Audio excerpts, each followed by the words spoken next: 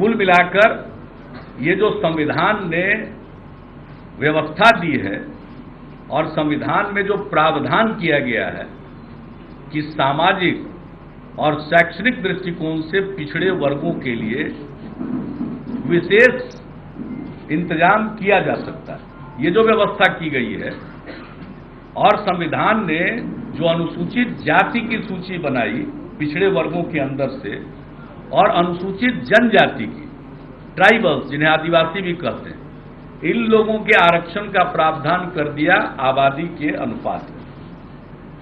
और बाकी जो अन्य पिछड़े वर्ग हैं, जिसको आप ओबीसी कहते हैं, अदर बैकवर्ड क्लासेज, उसके लिए व्यवस्था दे दी गई कि राज्यों में इस बात पर भी किया जा सकता है, केंद्र भी कर सकता है। एक लंबे संघर्ष के बाद ओबीसी के लिए आरक्षण की व्यवस्था वीपी सिंह जी के कार्यकाल में लागू की गई, राज्यों में अलग अलग समय में लागू की गई। यह व्यवस्था संविधान सम्मत।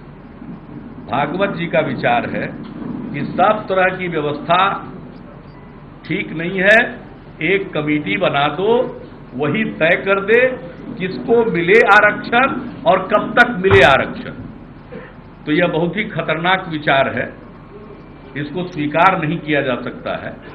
और भारतीय जनता पार्टी की सरकार है केंद्र में, बार बार उन्होंने इस बात को दोहराया है कि हमें एक स्वयंसेवक होने पर नाज है।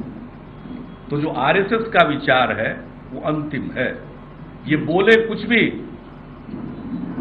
जैसे अगर सुप्रीम कोर्ट के कॉन्स्टिट्यूशन बेंच का कोई फैसला हो गया तो वो अंतिम है, उसके बाद कुछ नहीं है। उसी तरह से आरएसएस में अगर आरएसएस प्रमुख ने कोई बात कह दी तो बीजेपी का क्या मतलब उसके साथ? बीजेपी तो एक पॉलिटिकल आउटफिट है, उनका एक राजनीतिक संगठन है।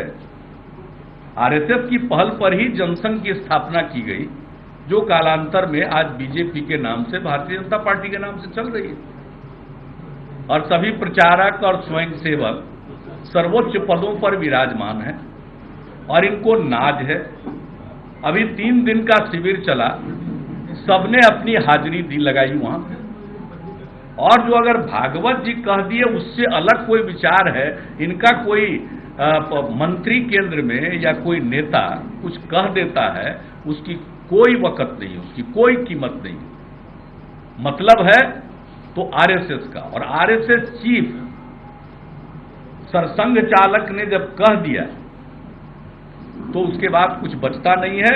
इसलिए आज बीजेपी बिल्कुल सामने है, समाज में गरीब गुरबा वंचित लोगों के बीच में भ्रम पैदा करके उनका समर्थन हासिल करना चाहती है, किसी का डर दिखाकर समर्थन हासिल करना चाहती है, और दूसरी तरफ उनके हितों पर कुठाराघात करने की इनकी पूरी तैयारी है। हम इसका पुरजोर विरोध करते हैं। और ये जो संविधान की व्यवस्था है, इसको किसी भी सूरत पर न इस पर रिव्यू किया जा सकता है, न इसको समाप्त किया जा सकता है।